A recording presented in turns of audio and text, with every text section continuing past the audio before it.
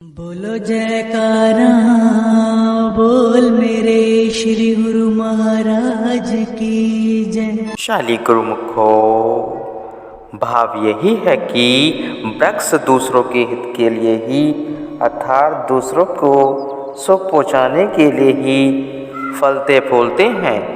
इसी प्रकार सत्पुरुष जीवों को भवसागर से पार उतारने के लिए स्थान स्थान पर भक्ति के केंद्रों की स्थापना करते हैं। आसनसोल में भाई परम पुनीतानंद जी का आश्रम भी बनकर तैयार हो चुका था। श्री सद्गुरु महाराज जी ने कुंकरवायाची प्रेमियों को कृतार्थ कर आसन साल से नवनिर्मित आश्रम का मुहूर्त करने के लिए प्रस्थान किया। गुरुमुखो, आज का दिन ही आप सभी के लिए कितना भाग्यशाली दिन है, जबकि आप जब श्री परमहंसों की छवियाँ का दीदार करते हुए उद्घाटन करते हुए सच्ची खुशी मना रहे हैं। इस शुभ अवसर पर आप सब गुरुमुखों को हमारी ओर से लाखों लाख मुबारकबाद हो। जिस प्रकार सुखी धरती पर वर्षा हो जाती है तो वह हरी भरी हो जाती है, इसी प्रकार जहाँ परमहंसों का पूजा स्थल बन जाता है वहाँ प्रेमी गुरुमुखों के दिल भी हरे भरे हो जाते हैं। वह किसकी बदौलत है? भक्ति और नाम की बदौलत है। नाम और भक्ति सच्चा सुख प्रदान करते हैं, परंतु यह केवल संसारी गुरुमुखों को ही नसीब होता है। गुरुमुख इसी की कामना करते हुए अपना जीवन सफल बनाते हैं। महापुरुषों गुरुमुखों के लिए सब समागम बना देते हैं। जैसे यह एक या दो घड़ी के लिए नहीं बल्कि हमेशा के लिए गुरुमुखों के लिए रूहानी केंद्र बन गया है। एक ऐसा स्थान बन गया है जहाँ हर इंसान को आत्मिक खुशी और सुख ही सुख मिलता है। जिस प्रकार आप सब गुरुमुखों को यह शुभ अवसर मिला है, महापुरुषों जीवों के लिए सदा वही पुरुषार्थ करते हैं, ऐसे सरल साधन जुटाते हैं जिन्हें अपनाकर उन्हें सच्चे खुशी मिलती रहे। इसके लिए कोई अधिक परिश्रम का काम नहीं है, केवल दुनियावी ख्याल हटाकर मालिक का ध्यान हृदय में बसाना है। जिस दुनियावी कलह कल्पना से जीव दुखी है, परेशान है, उसको दिल से निकालना ही मालिक की भक्ति दिल में बसानी है। इस दुनिया में सुख लेस मात्र भी नहीं है। जब तक दिल में आशा वह तृष्णा समाई है, तब तक जीव सुख की सांस नहीं ले सकता। झूठी आशाओं को छोड़कर जब दिल में प्रभु नाम की लगन लग जाती है, तभी सच्चे सुख और आनंद की अनुभूति होती है। इसलिए प्रत्येक गुरुमुख का यह कर्तव्य हो जाता है कि वह दूसरे ख्यालों को दिल से हटाकर अपनी श्रुति को नाम से जोड़े, हर श्वास में नाम का सुमरण करे, महापुरुषों की आज्ञा मौज में चलता हुआ अपने मंजिल मकसूद तक पहुंच जाए। इसी में महापुरुषों की प्रसन्नता है। श्री दर्शन और प्रवचनों की दात को पाकर प्रेमियों के हृदय पुलकित हो उठे। सब हर्ष से जय जयकार करने लगे। श्री प्रभु जी और पावन दरबार की महिमा के भजन गाने लगे। आपने भक्ति के सच्चे धन और अपने असीम प्रेम से उनके दामन भरपूर कर आगे की ओर प्रस्थान किया। सन 1995 में हावड़ा लाल कोठी में आश्रम बन गया तथा परमहंस अद्वैत मंदिर का निर्माण कार्य पूर्ण हो गया। महात्मा अनमोल योगानंद जी एवं महात्मा विवेकानंद जी ने श्री सद्गुरु दाता दयाल जी के पावन श्री चरणों में इसका उद्घाटन करने के लिए विनय की। महाप्रभु जी ने उनकी विनय को स्वीकार कर जून सन 1995 में कलकत्ता शहर में कृपा फरमाई। सब प्रेमी जन श्री प्रभु जी की राहों में आंखें बिछाए बैठे थे। जैसे ही शुभ आगमन का समाचार पहुंचा, सब खुशी से नाचने गाने लगे। जड़ चेतना सब वस्तुओं में नवजीवन का संचार हो गया। सागर की लहरों की हलचल से ऐसा प्रतीत होता था कि मानो वे भी श्री प्रभु जी के श्री चरण पखारने के लिए आतुर हैं। हर्ष नागरों के नाद से नवमंडल गुंजयमान उठा। जिस प्रकार श्री परमहंस दयाल जी ने सेठ पन्नालाल जी को उसके निवास स्थान ईसागढ़ में आने का वचन दिया था और वह वचन श्री श्री 108 श्री द्वितीय पातशाही जी ने पूर्ण किया, इसी प्रकार श्री श्री 108 श्री तृतीय पातशाही जी के पावन वचन भक्त अमरनाथ जी का घर आश्रम ही तो वहाँ साधु संतों का आना जाना लगा रहता है। श्री सद्गुरु दादा दयाल जी श्री पंचम पातशाही जी ने पूर्ण किए। 21 जून सन 1995 बुधवार को वह सुंदर सुहानी घड़ी आ गई जब महाप्रभु जी ने रिबन काटकर श्री मंदिर का शुभ उद्घाटन किया। श्री परमहंसों की पावन प्रतिमाओं को भव्य सिंहासन पर विराजमान किया, पुष्पमालाएं पहनाकर शुभ भाल पर केसर तिलक लगाया। श्री आरती पूजा का कार्यक्रम हुआ। आपने पावन वचनों की अमृत वृष्टि करते हुए फरमाया, जब भी धरती पर पुकार होती है और प्रेमी भक्तों की तलब होती है या मांग होती है तो उसको पूरा करने के लिए कुदरत भी मदद करती है। यह कुदरत का अटल कानून है कि आज प्रेमियों की उस मांग को पूरा करने के लिए उसने ऐसा साधन बनाया कि जो इस श्री परमहंस अद्वैत मंदिर का निर्माण हुआ और सभी प्रेमी खुशी व आनंद मना रहे हैं। इसके बारे में पहले भी जिक्र आ चुका है कि कुछ समय पहले श्री तृतीय पातशाही जी महाराज जी के समय में महात्मा जन श्री आनंदपुर के कलकत्ता में आया करते और वे इसी स्थान पर ठहरते थे। एक बार जब भक्त जी श्री आनंदपुर श्री दर्शनों के लिए आए तो श्री तृतीय पातशाही महाराज जी ने वचन फरमाए कि भक्त अमरनाथ जी का घर श्री आनंदपुर का आश्रम ही है। वही पावन वचन आज साकार रूप में सामने आए और उन वचनों का आज आप श्री परमहंस अद्वैत मंदिर के रूप में दीदार पा रहे हैं। सबको यहाँ आज श्री आरती पूजा और दर्शनों का सौभाग्य प्राप्त हुआ है। यह कितना सुहाना समय है जो जीवन में इंसान को कभी कभी मिलता है। यह जो आज श्री परमहंस मंदिर का उद्घाटन हुआ है, यह हमेशा के लिए गुरुमुखों के लिए सुंदर मंदिर के रूप में बन गया है। यहाँ पर श्री आरती पूजा करके गुरुमुख जन जीवन में लाभ उठाएंगे। इस भव्य मंदिर का निर्माण महापुरुषों की मौज और दूरदर्गाही वचनों से उनकी कृपा से पूर्ण हुआ है। यह सब समागम भक्ति और नाम की लगन को बढ़ाने के लिए ही होते हैं। जीव काल और माया की कैद में आकर अपने असली काम को भूल गया है, लेकिन अब संतों की संगति में आकर इसे भक्ति के साधन प्राप्त हो गए हैं जो घर बैठकर भी किए जा सकते हैं। दुनिया के काम हो रहे हैं और हो जाएंगे, बाकी यही काम आपका अपना है कि नित्य प्रति यहाँ आकर श्री आरती पूजा का नियम अपनाते रहें, सेवा सुमरण में चित्त लगाते रहें। आपका जीवन भी खुशियों से भरपूर हो जाएगा और महापुरुषों की भी प्रसन्नता होगी। इस आश्रम का शुभ नाम प्रीति धाम होगा। सब गुरुमुखों को फिर से श्री मंदिर के शुभ मुहूर्त की लाख लाख बधाई हो। अमृत में पावन प्रवचनों की अमोलक दात को पाकर प्रत्येक प्रेमी का रोम रोम पुलकेमान हो उठा। गुरुमुख जन गुरु महिमा के गीत गाते हुए प्रेम में झूमने लगे। सबके हर्ष का कोई पारावार न था। आज उन्हें भक्ति का अनमोल खजाना जो प्राप्त हो गया था, 2 दिनों तक यहाँ सत्संग की अमृत धारा प्रभावित होती रही। एक दिन साय समय महात्मा शब्द प्रेमानंद जी ने सत्संग में वर्णन किया, महापुरुष सर्वकला समर्थ होते हैं। वे स्थान पर आश्रमों का निर्माण इसलिए करते हैं ताकि गुरुमुख प्रेमीजनों को अपने घरों के पास ही सत्संग का लाभ प्राप्त हो सके।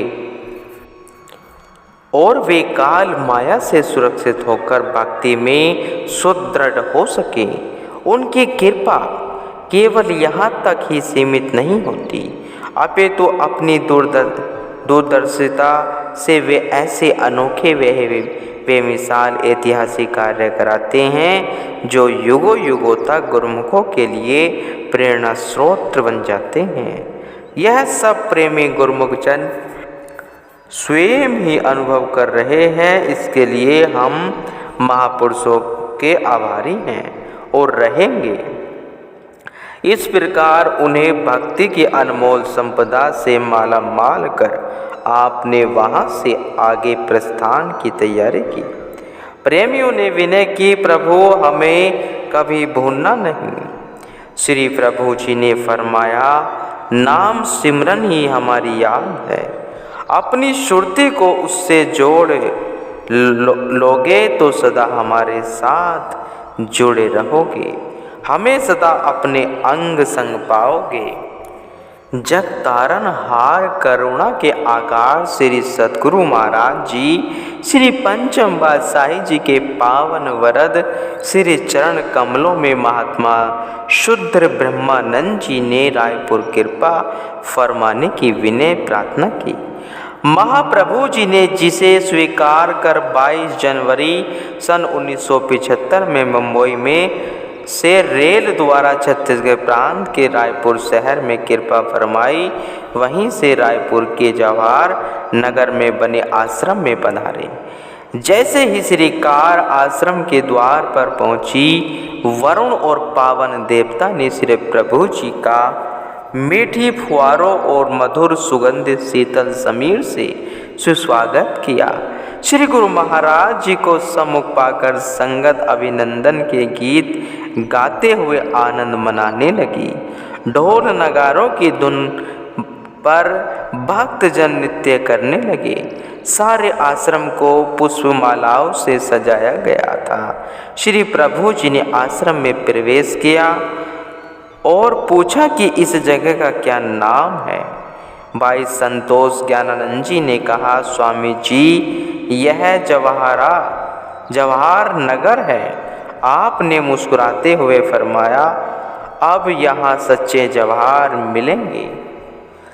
पधारे रायपुर श्री सद्गुरु जी दाता दीन दयाल, जवाहर नगर को भक्ति जवाहर से करने माला माल भर दिया दामन, नाम रतन से किया खूब खुशहाल। पुण्य संस्कारी रूहों पर निज कृपा दृष्टि डाल। घर बैठे ही महाप्रभु जी ने दर्शन पाकर प्रेमियों के आनंद की सीमा न थी। उनके लिए मानव त्रेता युग का पुरातन इतिहास पुनः सजीव हो उठा। भगवान श्री रामचंद्र जी जब भ्राता लक्ष्मण और माता सीता जी के साथ एक एक करके ऋषि मुनियों के आश्रम पर पधार कर उन्हें कृतार्थ करते तो उनकी प्रसन्नता का कोई पारावार न था। वे भगवान के चरण पखारते, उन्हें आसन पर बिठाते, कंदमूल फल अर्पित करते, श्री वचन श्रवण करते और सुंदर मनोहारी छवि को अपने अंतर में बसाकर अपने भाग्य मनाते। ऐसा प्रतीत होता था कि वहाँ त्रेता के भगवान राम श्री परमहंस जी का दिव्य रूप धारण कर आज जवाहर नगर आश्रम पर पधार कर सबको सत्संग, श्री दर्शन और पावन प्रवचनों से कृतार्थ करने आए हैं। श्री प्रभु जी ने आई हुई समस्त संगत को संबोधित करते हुए अपनी अमृतवाणी में फरमाया, जब से ईश्वर ने सृष्टि रची है तब से इसे दो भागों में बांट दिया है। एक तरफ काल माया की शक्ति है तो दूसरी तरफ दयाल की शक्ति है। दोनों सृष्टि में अपना अपना काम करती है। काल माया की शक्ति जीव को अपनी ओर खींचती है, दयाल की शक्ति संत सत्पुरुष जीव को अपनी ओर प्रेरित करते हैं। काल वह माया इसे अपने फंदे में फंसाकर मालिक से दूर खींचकर 84 के चक्कर कटवाते हैं। संतों का अपना मिशन है कि वे जीव को काल और माया की दास्ता से छुड़वाकर मालिक की ओर अग्रसर कराते हैं। यह जीव जब तक ईश्वर से दूर रहता है, माया के बंधन में रहता है, तब तक इसका ईश्वर से मिलना कठिन हो जाता है। दूसरी ओर महापुरुष समय समय पर आकर ऐसे समागम रचाकर जीव को काल माया के बंधन से छुड़ाते हैं। मंदिरों का निर्माण इसलिए कराते हैं ताकि जीव की सुरती जो माया की ओर है वह वहाँ से हट सके। आम लोग इसी में ही गलतान रहना चाहते हैं। वे इससे बाहर नहीं निकल सकते। जिन जीवों के पिछले पुण्य संस्कार होते हैं वे महापुरुषों की शरण में आकर धीरे धीरे भक्ति की ओर प्रवृत्त हो जाते हैं। ऐसे ही संस्कारी जीवों के ख्याल पुख्ता हो जाते हैं। जिसके ख्यालों में दृढ़ता वह परिव्यक्ता आ जाती है, उन्हें कोई ठोस नहीं पहुंचा सकता। मनुष्य जन्म मालिक तक पहुंचने की सीढ़ी है। योग और जप तप भक्ति की पहली मंजिल है। इनके द्वारा मालिक से मिलना अत्यंत कठिन है। सत्पुरुषों की चरण शरण में नाम सुमरण और साधन नियम की युक्ति पाकर उन पर आचरण करने से ही आत्मा परमात्मा में एकाकार हो सकती है। संयोग से आप सब गुरुमुखों को महापुरुषों की चरण शरण प्राप्त हो गई है। भक्ति के नियम मिल गए हैं। इनको अपने जीवन में धारण कर अपने जीवन को सफल बनाकर मालिक की प्रसन्नता को प्राप्त करना है। ऐसे दुर्लभ अवसर और संयोग तो न जाने कितने करोड़ों जन्मों के पुण्य प्रताप से ही जीव को उपलब्ध होता है। महाप्रभु जी ने अपने पावन वचनों की अमृत वृष्टि करके माया की अग्नि से झुलसते हुए जीवों के तपन को दूर करके उन्हें शीतल शांत कर दिया। यह तो मालिक के अहेतु कृपा है। अहेतु कृपा है जो घर बैठे ही सबको नाम की संजीवनी का अमृत रसपान कराते हैं। स्वयं अपने सुकोमल तन पर कष्ट उठाते हैं और सबके जीवन में सच्चे सुख का अमीय बरसाते हैं। जगत वंदनीय श्री परमहंस सद्गुरु महाराज जी ने 1 फरवरी सन 1977 में भक्तों की विनय पर संत मंडली सहित मंडला आश्रम में कृपा फरमाई। मंडला आश्रम काफ़ी छोटा था। श्री प्रभु जी निर्धारित समय से काफ़ी पहले ही वहाँ पहुँच गए। सेवकों के प्रेम बास में बंधे महाप्रभु जी ने महात्मा शुद्ध ब्रह्मानंद जी को फरमाया, हमें आपकी बहुत याद आ रही थी। हम रुक ही नहीं सके, इसलिए आपके पास जल्दी ही पहुंच गए हैं। श्री प्रभु जी की अतुलनीय असीम प्रेम देखकर महात्मा जी की आंखों से प्रेम अश्रु की धाराएं बहने लगी।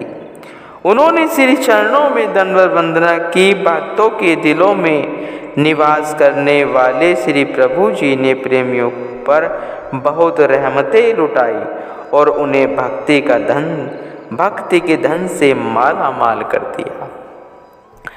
मंडला में महाप्रभु जी ने श्री कार में विराजमान होकर सीधा दमोह की ओर प्रस्थान किया। क्या दृढ़ था, बड़ा ही अनुपम नजारा था। श्री कार के पीछे 2 पिकअपें महात्मा जनों की और उसके पीछे अन्य भक्तों की कतारें बनकर चल रही थी। मार्ग में एक स्थान पर श्री कार रुकी। वहाँ कुछ किसान खेतों में काम कर रहे थे। हरे चने हरियाली बिखरते हुए झूम रहे थे। आपके अलौकिक आकर्षण से आकर्षित हो किसानों ने कार के समीप आकर श्री प्रभु जी को कच्चे हरे चने छिलकर भोग लगाया। उन्हें प्रसाद और आशीर्वाद प्रदान कर उनके भी भाग्य जगा दिए। पुनः दमाओं में कृपा फरमाई। गुरमुखो